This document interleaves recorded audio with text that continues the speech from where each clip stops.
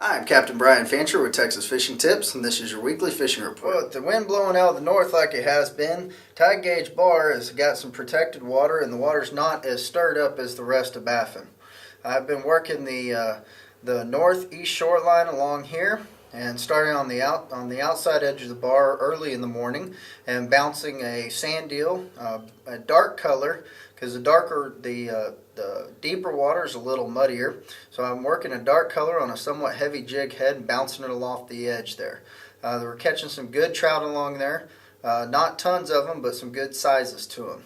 As the days progress and the water's heating up a little more, I've been moving up here in this shallower area where it's about 2 foot deep, and again throwing something weedless about here, a gold spoon or a top water, and catching some decent redfish along the shore. The rocks in the Badlands and Capt Pass are still holding some good fish on them.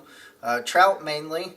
They're spotty, so look for the rocks and cast your paddle tail or your or twitch bait along in there, and work it kind of slow as the water temperature is dropping more by the day.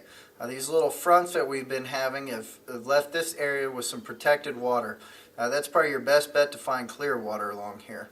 Another area you might try wading along this shoreline along Capt Pass, or just drifting along in your boat. Look for the 2 foot to 4 foot drop off, and that's where you're going to find most of your fish. There's been some reds moving along in here, but not a ton of them. But if you see some tails early in the morning, they'll be up there shallow feeding. Stretch of water known as Summer House, from Rocky to Summer House, has had a lot of drum in there.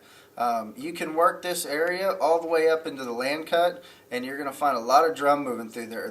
They're at what Parks and Wildlife is saying is max capacity right now, and they're looking for food. There's not much in there, so if you provide a little shrimp, you'll have all the drum you can handle. There's also been some good schools of reds moving through here, so throw out your plastics and twitch them along pretty slow to catch the reds. Your live shrimp are working pretty well under a popping cork, drifting along here as well. If all else fails, hit the rocks outside marker 4 and marker 2 right here at the passes into 9 Mile Hole. Anchor off on the west edge of the land cut and throw out some shrimp on a bottom rig, and you're sure to find the drum in there. Look for the water to be stirred up, and that's where the drum are down deep looking for for food. So just cast towards the muddy little holes, and that's where you'll find them. Don't forget to go to TexasFishingTips.com to register for our weekly tackle and t-shirt giveaway brought to you by Gulf Coast Marine. I'm Captain Brian Fancher, and thank you for watching.